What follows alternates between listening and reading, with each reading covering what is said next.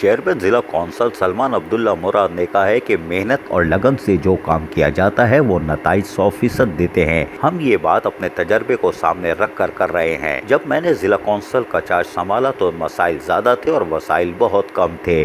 میں نے حکمت عملی سے ایسا نظام بنایا جس کے تحت سارے کام انجام دیے جا سکیں، کیونکہ بہت سے شعبے تو ایسے تھے جو سٹی گورنمنٹ کے وجود میں آنے کے بعد شہری حکومت کے ماتحت ہو گئے تھے۔ ان کا حال تو ایسا تھا کہ جیسا دشمن ملک نے اس پر حملہ کیا ہو۔ ان کے وسائل کو بے دریغ استعمال کیا گیا تھا، مگر محکموں کی حالت نہیں بدلی۔ 15 سال کی بگاڑ کو درست کرنے میں وقت درکار تھا، جس کے لیے پہلے پلان تشکیل دیا گیا، پھر اس کو عوام کے لیے استعمال کے قابل بنایا گیا۔